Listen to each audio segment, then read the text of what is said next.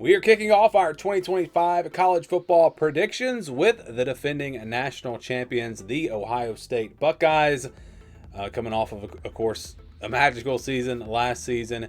Let's look back at some of my predictions from the last 4 years for Ohio State. And keep in mind, I did predict this team. You can go back and watch the video.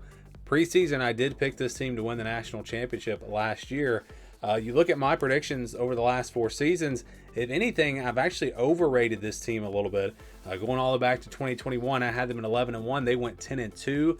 In 2022, I had them going undefeated, 12-0. They went 11-1. In 23, I picked them to go 11-1. They did go 11-1. And then last year, I had them at 11-1. They went 10-2. So keep that in mind.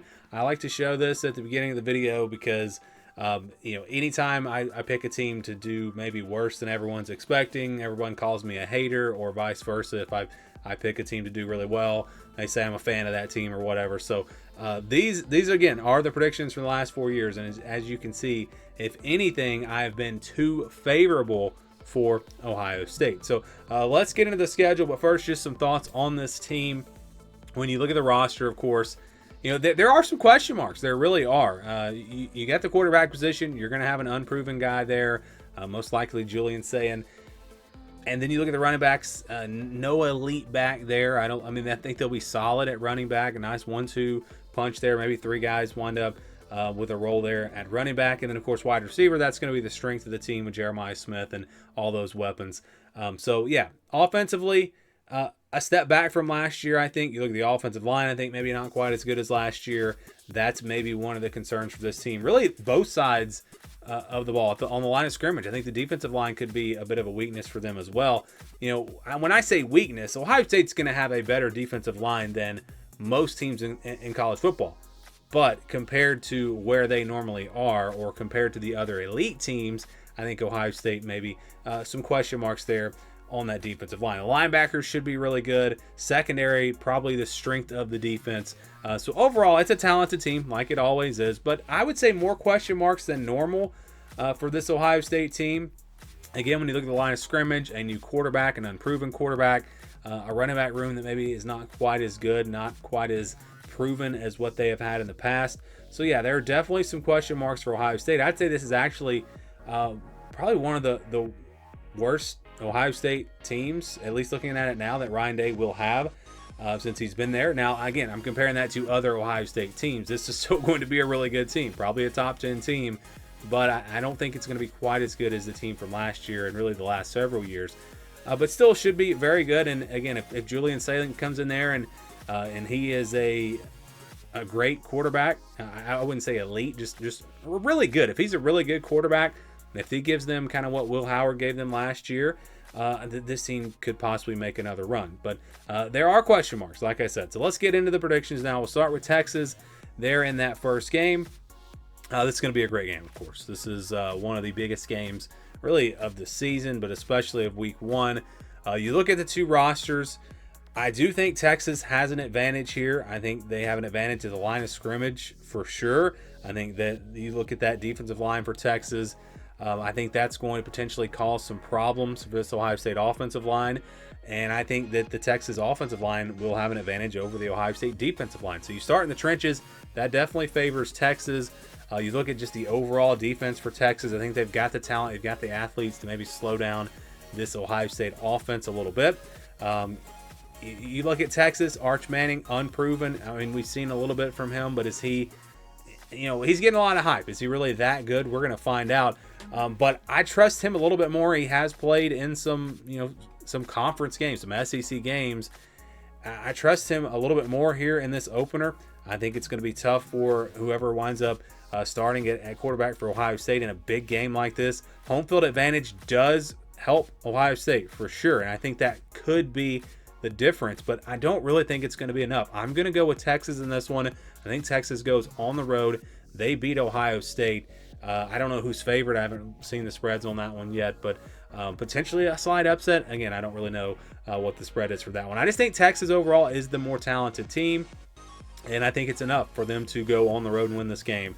Really, though, the difference is at the line of scrimmage. I think that's where Texas is going to have an advantage this time, where Maybe they didn't have that big advantage last year. I think you got Grambling State and Ohio next. I mean, those are obviously going to be easy wins. So I think Ohio State rolls in those two games, and they get a bye week before going out west to play Washington. Really a good spot for a bye week right before traveling against what I believe will be a good Washington team, possibly a top 25, possibly even a dark horse playoff contender type team. I really do think Washington has a chance. You look at what Jedd Fisch did at Arizona.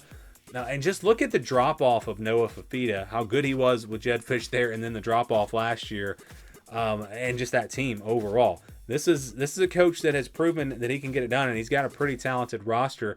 Damon Williams at quarterback, dual threat guy. He is going to cause some problems, in my opinion, for Ohio State. You got Jonah Coleman back at running back, a very good running back, one of the best in all of college football coming into this year, and a strong defense as well. But I think what could hold Washington back in this one a little bit is actually on the offensive line. I think that could be the difference in this game. I think they are not able to exploit what is possibly the weakness for this Ohio State defense. I think Ohio State's defensive line actually probably wins this battle. That's how much of a concern I have for the Washington offensive line. And because of that and the rest, I think the rest of the defense is able to do what they need to do for Ohio State. They slow Washington down just a little bit, enough. And I think Ohio State makes some big plays with Jeremiah Smith in that passing game. I think Ohio State's able to go on the road. I think the bye week could be the difference here, but I do think this will be a close game, and I do think it's a game that Ohio State could lose, but I'm going to pick them to win it. All right, so I guess them to 3-1. They've got Minnesota next, October 4th at home. What could be another tough game. You look at this Minnesota team. They're going to have a really good 1-2 punch at running back led by Darius Taylor. They are good there. You look at the wide receivers, the tight end positions. They've made some moves there. I think they're going to be pretty solid. Quarterback position, maybe a bit of a question mark for them, but we'll see. Offensive line, not really a strength for them, but you look at the defense, they're pretty solid across the board on defense. But again, that offensive line, I don't think they can, it's kind of like with Washington. I don't think they're good enough where they can exploit, an advantage or a weakness on the Ohio State defensive line. And I just don't know that they have the athletes on defense to keep up with Ohio State. So I think, the way they play this one, they'll slow the game down. They'll run the football. They'll keep it interesting. But at the end of the day, I think Ohio State will make some big plays. And a game kind of similar to the Washington game. I'm going with the Buckeyes to win. All right, next we've got Illinois, October 11th on the road, a team that has a lot of hype coming into this year. I was really high on them earlier in the offseason, but as I dig a little bit deeper into this roster, I have some concerns. I don't know that they have enough talent at the pass catchers, wide receivers, tight ends. I think, you've got a veteran quarterback coming back. You've got a good run, a stable of running backs, a good run game. But the offensive line also, I think, is a big concern, and their defensive line. I think that's going to be a major concern for Illinois this year is the defensive line. The rest of the defense should be strong, but at the line of scrimmage, again, I think this is an advantage for Ohio State. Talked about it earlier. Maybe that's a question mark for Ohio State. But again, like I said earlier, that's when we're talking about the elite teams. Ohio State is going to have an advantage at the line of scrimmage against most teams, most average teams. And so I think they dominate the line of scrimmage here in this one. I actually think Ohio State takes care of business here fairly easily. And I'll go on the road and get a big win. So I'm going Buckeyes. They get to 5-1. Then they've got Wisconsin October 18th on the road. Could be a bit of a tricky game, back-to-back road games here. A Wisconsin defense that will be pretty strong, especially in the secondary. I think they have a secondary that matches up pretty well with this Ohio State wide receiver group. So that could keep this game very interesting. And again, their defense could keep it close, but I don't know that they have enough offense. I don't think they have enough firepower on offense to really have a chance to win this game. It'll really be dependent on their defense. They'll have to keep this game very low scoring. You can maybe slow down this Ohio State offense, but by this point in the season, I think they'll be clicking on all cylinders. And again, maybe some advantages for there for Wisconsin, or maybe not advantages, but maybe some areas where they can at least match up. And it could possibly keep it close for a while. But again, I just don't think it lasts for 4 quarters. I think Ohio State wins this game. I actually think that's a pretty tough stretch from Washington to Wisconsin. I'm picking them to win all 4 games, but it would not surprise me if they do lose one of those games. But I think they're good enough. They get it done. Get to that second bye week before playing Penn State. Interesting matchup this year. When I look at the two rosters, I actually think Penn State has the better overall roster this year. This team is loaded. They've got veterans. There really is no weakness on this Penn State team. I think they've got an advantage at the line of scrimmage. You've got the advantage at quarterback, at running back. So a lot of things to point towards Penn State in this one. But Penn State, James Franklin, they can't seem to beat Ohio State. They can't seem to win these really big games. The game is in Columbus. I think, maybe it's mind games here, but Ohio State just finds a way to get it done. I think it'll be very close, but I think Penn State, James Franklin, somehow they find a way to lose this game, maybe a turnover late or something, and Ohio State gets a big win over Penn State. There in that one, they get Purdue next. I don't expect this one to be close at all. I think Purdue's going to be pretty bad again.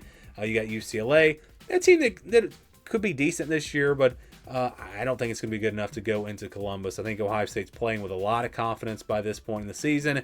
They get a win there. Then you got Rutgers right before Michigan, perhaps a little bit of a trap game on November 22nd. Looking at this Rutgers team, they've kind of upgraded the offense with some weapons they've got coming in the portal. Defense should be pretty strong. Offensive line maybe a bit of a concern for them on offense. I think that could be kind of what holds them back. But I think the defense keeps it close in this one for a while. Again, is Ohio State looking ahead to Michigan? Perhaps. So this is another one that maybe stays close for a little while, but Ohio State's firepower will pull away in the second half. They get the win there. And then you got Michigan to close things out. Final game of the season. Of course, we know what's happened the last several years. Ohio State just can't seem to beat Michigan. I still feel like if Ryan Day had not been so stubborn last year and they had just been aggressive, they would have beaten Michigan. But that was a great opportunity to beat Michigan because this year you've got a Michigan team that I think actually matches up pretty well with Ohio State. Of course, Bryce Underwood at quarterback, how good is he going to be? That's going to be a big question mark. If he winds up being a superstar, then Michigan might actually be better than Ohio State this year. That's, again, yet to be seen. But the matchups here for Michigan, I think they know how to stop this Ohio State offense. I think they have the talent in the secondary especially to match up with these receivers for Ohio State. I just think it's a bad matchup for Ohio State. In this one, I think it's a Michigan team that was kind of young last year. They're going to be a little bit older this year, and I think that defense will be strong.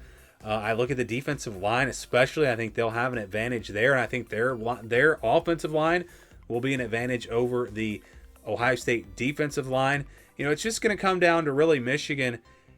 Can they score enough points? I think their defense can hold Ohio State down in this game, but can they score, 20 points? Maybe that's enough, but can they do that with their offense? It's hard to say just how good this offense is going to be. I think they'll have a good run game, but again, that passing game with Bryce Underwood and these receivers, that's going to be the key.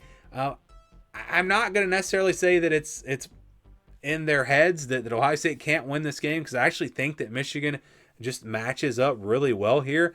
So I'm going to go Michigan. I think Michigan wins this game. Ohio State loses yet again to the Wolverines, and they finish 10-2. So I've got them losing their first game and their last game.